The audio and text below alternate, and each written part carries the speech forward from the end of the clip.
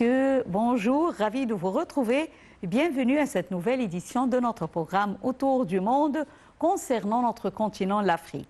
Eh bien, l'édition d'aujourd'hui, du lundi 18 septembre 2023, sera consacrée aux investissements étrangers en Égypte qui ont enregistré une augmentation remarquable.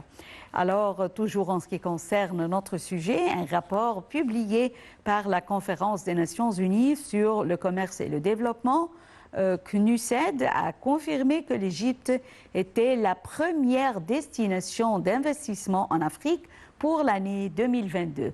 Les détails avec Dalia Karam. L'Égypte arrive en tête de la liste des pays africains la plus attractive pour les investissements étrangers selon un rapport publié par la Conférence des Nations Unies pour le commerce et le développement sur la situation des investissements directs étrangers pour l'année 2023 qui couvre la période du 1er juillet 2022 au 30 juin 2023. Le rapport de la Conférence des Nations Unies pour le commerce et le développement a révélé que l'Égypte était le seul pays du continent africain qui a connu une augmentation équivalente à un doublement sur une base annuelle du volume des investissements directs étrangers entrés dans son économie au cours de l'année 2023, constituant ainsi un cas exceptionnel positif par rapport à tous les autres pays africains qui sont les plus attractifs pour les fonds des investisseurs étrangers. Le rapport confirme que les investissements étrangers directs reçus par l'Égypte représentent une augmentation équivalente au double de ce qu'elle a reçu en investissements étrangers directs en 2022 et qu'ils ont largement surpassé la liste des 9 autres pays africains qui ont bénéficié de la plus grande attractivité pour les investisseurs étrangers au cours de l'année 2022-2023. Alors que l'Égypte a attiré 11 milliards de dollars américains d'investissements étrangers, tandis que l'Afrique du Sud s'est classée deuxième en Afrique après l'Égypte et a attiré 9 milliards de dollars américains au cours de la même période. En troisième position en Afrique se trouve l'Éthiopie qui, selon le rapport de la Conférence des Nations Unies pour le développement et le commerce, a reçu 3,7 milliards de dollars américains d'investissements étrangers directs au cours de l'année 2022-2023. Mais ce chiffre est inférieur de 14% à ce que l'Éthiopie a reçu en investissement étranger direct au cours de l'année 2021. En 2022, suivi du Sénégal, il occupe la 4e place en Afrique avec des investissements directs étrangers s'élevant à 2,6 milliards de dollars américains. Le Royaume du Maroc occupe la 5e place en Afrique parmi les pays qui attirent le plus des fonds des investisseurs étrangers puisque le Maroc a reçu 1,2 milliard de dollars américains au cours de l'année 2023.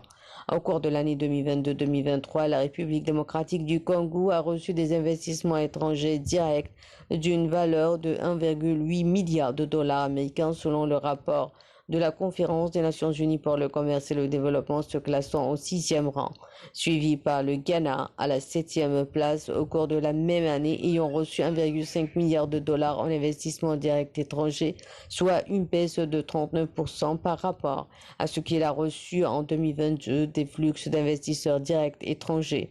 L'Ouganda était le 8e plus grand attracteur d'investissements directs étrangers en Afrique au cours de l'année 2022-2023, son économie ayant reçu environ 1,5 milliard de dollars légèrement devant le Ghana et la Tanzanie, se classaient avant-dernière selon l'évaluation de la Conférence des Nations Unies pour le commerce et le développement dans la liste des 10 principaux attracteurs d'investissements directs étrangers en Afrique.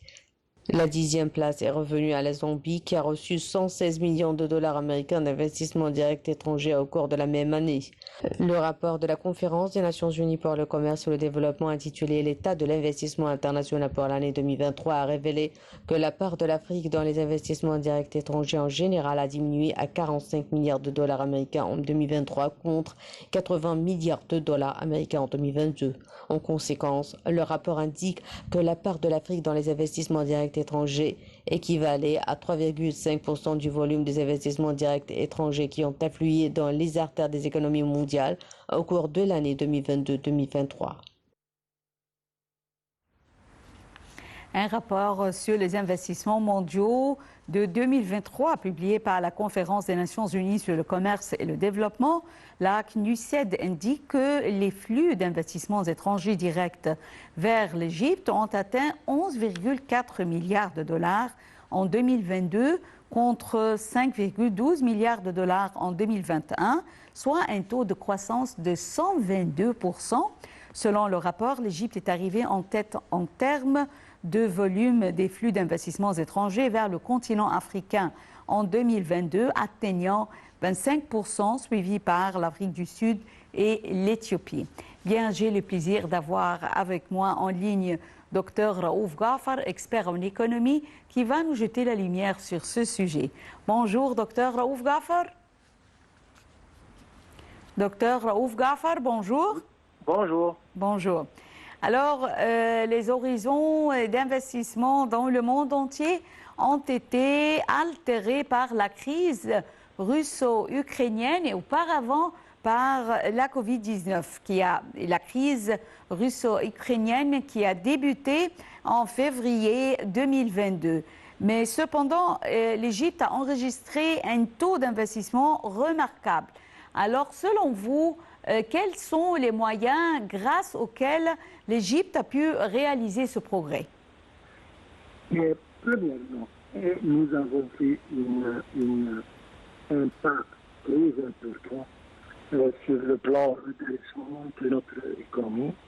Nous avons préparé notre sol avec tout ce qu'il faut comme infrastructure. Les réformes économiques, je ne parle pas parce que ça avait un impact certainement sur notre économie. Mais en principe, nous avons tout ce qu'il faut pour les investisseurs. Nous avons des réseaux routiers impeccables. Nous avons des ports très modernes, très bien équipés, très bien gérés. Nous avons l'énergie qui est disponible à des prix abordables. Donc, nous avons beaucoup de matières premières, nous avons une main-d'œuvre assez intelligente et qui peut assimiler beaucoup de technologies très rapidement, si bien entraînée. Donc, nous avons un taux d'échange sur le plan monnaie intéressant aux investisseurs. Donc, tout ça, ce sont des raisons. Nous avons fait un effort colossal pour arriver au point où nous sommes aujourd'hui. Et c'est pour ça que nous représentons un environnement très lucratif, très attirant aux investisseurs pour venir en Égypte.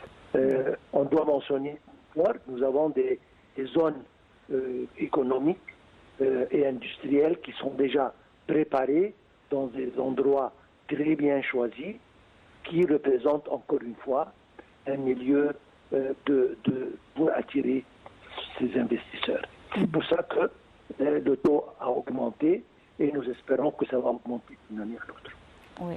L'Égypte est supposée en janvier 2024 être un membre du groupe des BRICS. Est-ce que vous voyez avec cette membership, l'Égypte pourrait augmenter ou ce membership pourrait contribuer à élever le taux de croissance en Égypte, le taux d'investissement étranger en Égypte? Absolument. Quand nous serons un membre, nos relations avec les États qui font partie du BRICS vont augmenter. Certainement, avec la possibilité d'échange en utilisant les monnaies des pays les uns et les autres et sans avoir recours au dollar, etc. Encore une fois, ça représente un avantage assez important. Nous savons que les pays, la plupart des pays, disons, qui sont nobles dans le BRICS ont des technologies importantes dans beaucoup de domaines. Ils veulent s'étendre dans beaucoup de places. L'Afrique représente pour eux le futur, le marché très promettant, et certainement l'Égypte fait partie de l'Afrique, un pays très important pour l'Afrique, c'est la porte de l'Afrique. Donc, certainement, quand nous joindrons ce bloc économique redoutable, ça va nous rendre très, très grand, qui va se refléter certainement sur le bien de l'économie, ça va augmenter, à mon opinion, le taux d'investissement direct en provenance du monde entier, surtout des pays qui font partie du BRICS. Comment l'Égypte pourrait-elle introduire son expérience vers les autres pays africains afin de les aider à réaliser le développement espéré? D'ailleurs, nous avons commencé à faire ça depuis des années. Je pense qu'on ne va jamais cesser.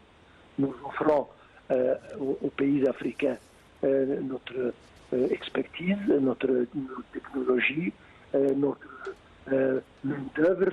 Il y a beaucoup de sociétés, de compagnies égyptiennes qui travaillent ailleurs. Il y a beaucoup d'investissements égyptiens dans les pays africains. Les pays africains ont besoin de produits qui peuvent être en provenance de l'Égypte, un pays producteur lui-même, ou bien à partir des coopérations et des partenariats que l'Égypte peut avoir avec les pays membres du BRICS ou ailleurs. Donc pour l'Égypte, l'Afrique, c'est premièrement un marché très important, en second lieu, un partenaire aussi important. Il y a beaucoup de richesses, il y a beaucoup de ressources en Afrique à exploiter. Nous pouvons sentir maintenant que l'Afrique n'est pas en très bon terme avec les pays européens, par exemple. Oui. Donc, c'est justement une possibilité pour l'Égypte d'intervenir là-dedans et de remplacer ces pays qui ne sont pas très bienvenus dans les pays africains. Je pense que certainement, avec l'Afrique, nous avons un avenir très, très important. Okay. Quel est le rôle de la ZLEC, zone de libre-échange continentale en Afrique, dans la facilitation des flux, des denrées et des investissements en Afrique? Le mouvement des personnes, le mouvement des marchandises entre les pays et les autres, certainement, ça se reflète pour le bien des deux pays. Alors, quand il y a ce genre de libre-échange entre les pays et les autres, il y a des vols justement. L'Égypte, par l'entremise à travers la mer Rouge pour tous les pays de l'Est Afrique. Tout ça, ce sont des artères qui poussent le sang dans l'économie africaine, à mon opinion. Ce genre de... D'ailleurs, nous sommes en voie pour fournir une Afrique unie.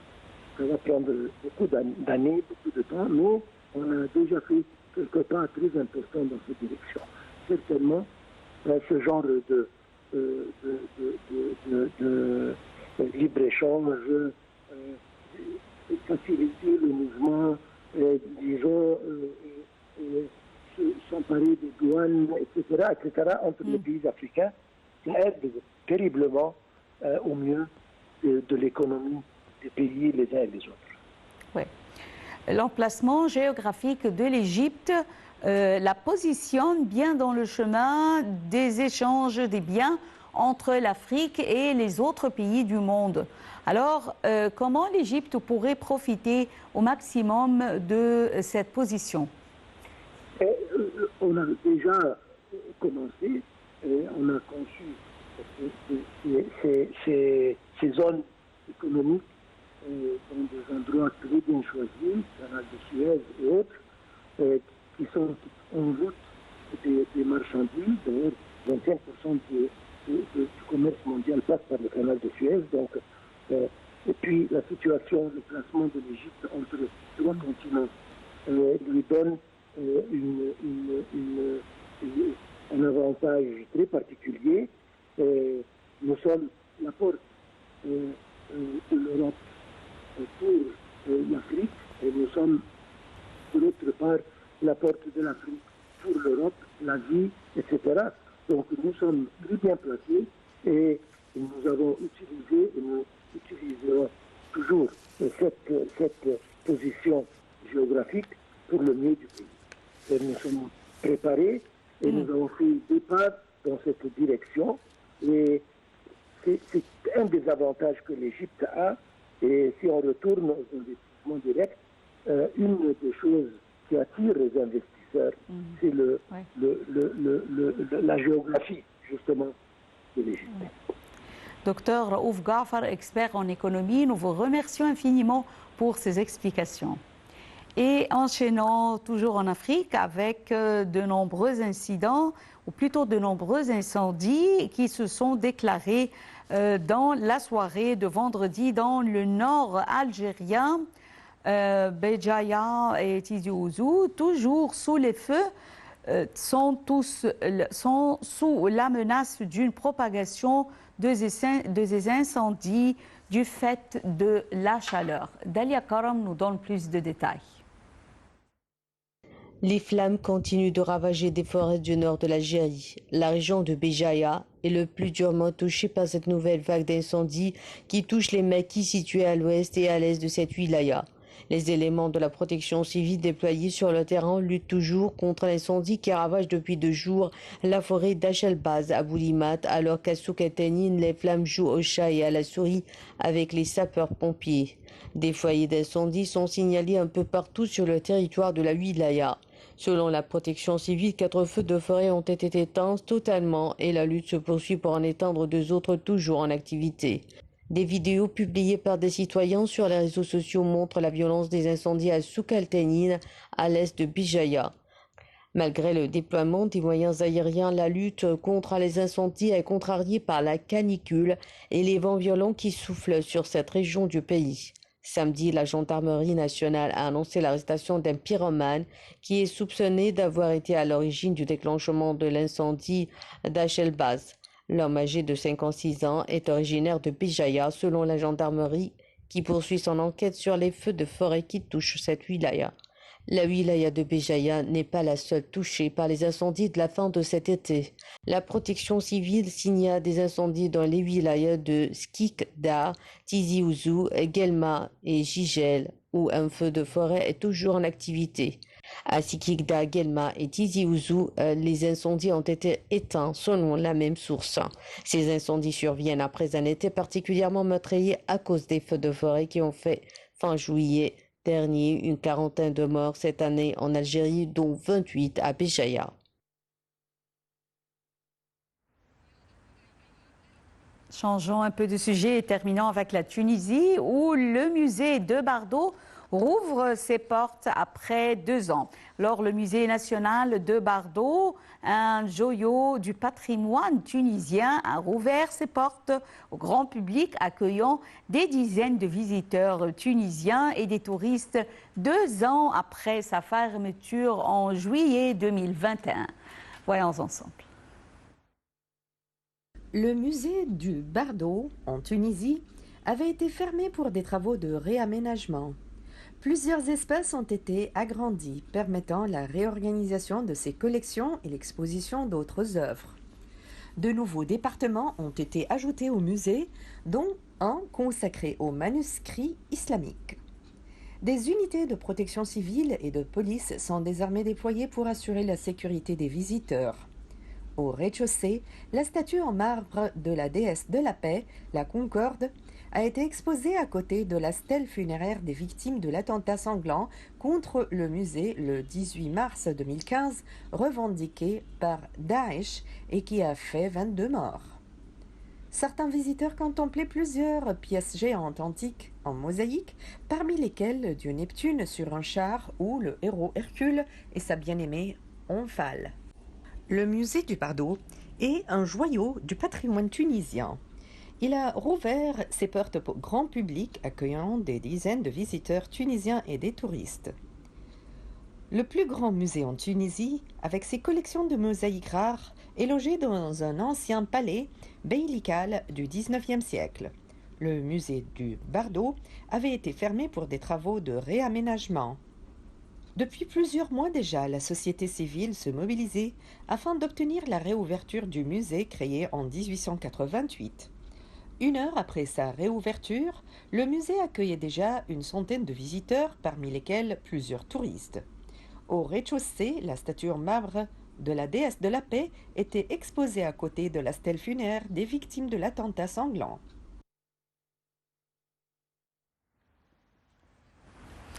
Mesdames et messieurs, avec ce commentaire, nous arrivons à la fin de cette édition de notre programme Autour du monde concernant l'Afrique. Merci pour votre fidélité à NITV International.